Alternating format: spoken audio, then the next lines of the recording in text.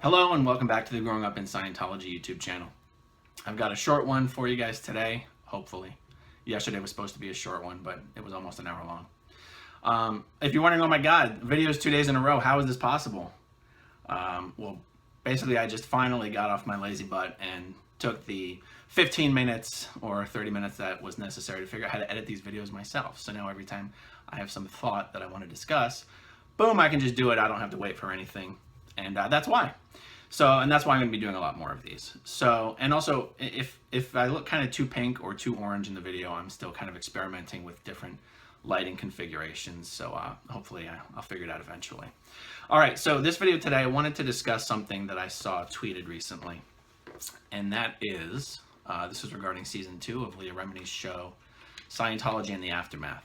So Leah and Mike have invited any Scientologist to appear on season 2 and have an open, honest discussion about Scientology and Scientology's policies and its practices.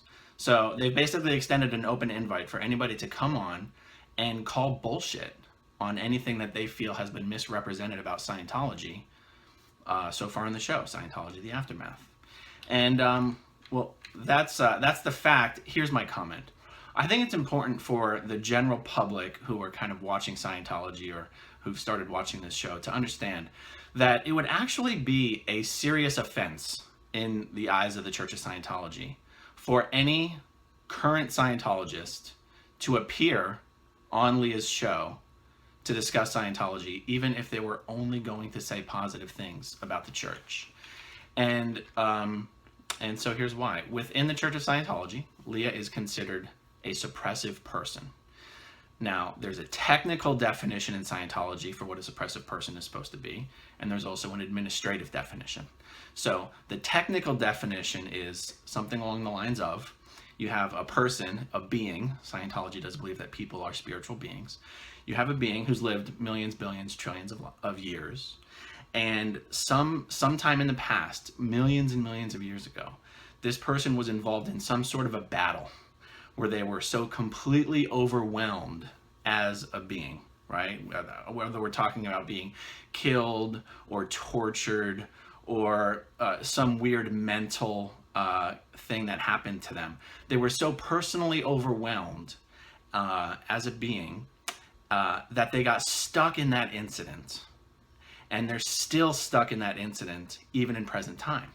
So even though the person's sitting in front of you mentally, they're still sort of stuck back with this mental picture of what happened and all of the fears and insecurities and pain of that incident. And so you have someone in present time who sees people around them in life and equates these people with the people in that incident from millions of years ago who were trying to destroy and overwhelm the individual. So this is what L. Ron Hubbard has given as the technical definition of what a suppressive person is and why they are that way. And that a suppressive person is someone who's trying to destroy everyone around them, undermine the well-being of everyone around them, trying to prevent people around them from getting better or doing any self-help activities, because mentally they equate the people in their present time environment with these people in the past who are trying to destroy them. Okay, that's the technical definition of a suppressive person. The administrative definition is just anybody the church doesn't like. I'm not kidding, right? If you worked for the church and you left, you just didn't show up one day, you didn't follow the correct procedures for how to leave staff or how to leave the Sea Org, the church can label you a suppressive person. And really all that means is that the church is saying you are someone who Scientologists should treat the same way they would treat someone who was truly, per the technical definition, a suppressive person. All right, so that's a little bit of a tangent, but I'm explaining in the church, Leah is considered a suppressive person. In the church, I'm considered a suppressive person. Mike Rinder is considered a suppressive person. And according to the rules of Scientology, doing anything at all that will in any way help or aid or provide any support to a suppressive person is considered a high crime. And high crime is a real word that exists in Scientology. Scientology has a whole list of ethics violations, and there's misdemeanors and crimes and high crimes. It's like the military, tribunal. They can bring these charges against you, et cetera, et cetera. So doing anything to help a suppressive person is considered a high crime in Scientology. And so a Scientologist appearing on Leah's show would be interpreted as doing something to aid or support a suppressive person. So why would it be viewed that way? Because having a public conversation, even a positive conversation on Leah's show, it would be viewed that that Scientologist was contributing to a show that is giving Leah a platform to criticize and expose abuse of Scientology.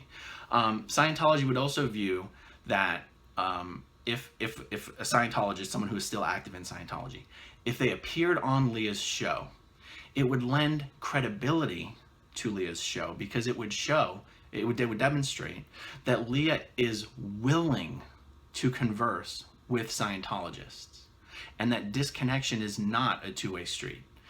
It would prove that Leah and A&E and Sirens, who's producing the show, that they are not in fact trying to shut down all Scientology voices. It would show that it is the church that enforces this concept and this policy and practice of disconnection. It is never the person who's been kicked out of Scientology that has chosen to disconnect. It is very important for the church to be able to continue this narrative that Leah is not open to any input or dialogue from real Scientologists. This is what they tell internally. This is what they tell to Scientologists about the show. This is how they discredit the show. I've seen the comments that Scientologists post to social media attacking the show. They say that the show has refused to have on any Scientology voices, that the only people the show is willing to talk to are former disgruntled members. They've said, this is funny. So the comments I've seen on social media say, trying to learn about Scientology by watching Leah's show is like trying to learn the truth about what happened to the Jews in Nazi Germany by talking to former Auschwitz guards. Okay, but if you think about this analogy, it would be more accurate to say that it would be like trying to learn what happened to the Jews by talking to people who'd escaped from the camps. Like, that's a much more appropriate analogy if you're going to play this Nazi game. So, like, if you think about this, if you compared the organization of the Church of Scientology to the Third Reich and the Nazi regime, and if you had Jews who had escaped the camps and had started talking about the abusive conditions in the camps, to put it mildly, and if you also had camp guards who had defected from the Nazis, and they had begun to talk about the abusive conditions in the camps and the terrible things that were happening to people. In this example, if the church were to follow the playbook of the Church of Scientology for how to deal with critics, the Nazis would call the Jews who were speaking out former disgruntled camp members who were expelled for failing to uphold ethical standards. And it would call the guards who defected bitter, defrocked apostates who were expelled for malfeasance. And, okay, so the Nazi leaders would then go on to say that the guards who had defected were discovered to be the ones abusing the camp members. And that the camps, ever since these guards defected, the camps have been getting nothing but 5-star reviews on Yelp ever since these guys were kicked out. And then they would go on to say, the camp members who are speaking out about whatever, making up stories of abuse, these members were discovered to have been stealing food from other camp members and poisoning the food supply to make sure the camp just got a bad name.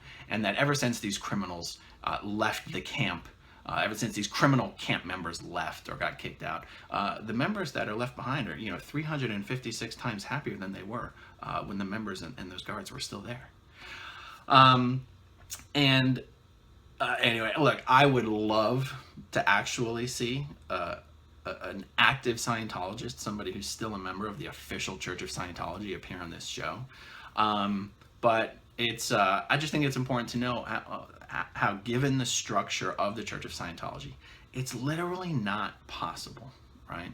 Like if someone saw this video and was like, okay, I'm going to be the Scientologist, and who appears on the show, and they contacted Leah, and they arranged to appear on the show, and they did it independently, that person would be expelled from Scientology. Like, no bullshit. That is exactly what would happen. All right, well, I've kept myself to very specific notes because I could talk all day, and I have a tendency to. Yesterday's video was supposed to be 15 minutes long, and it was almost an hour. So that's all I'm going to do for now. I'm going to keep it short. Thanks for watching. See you guys soon.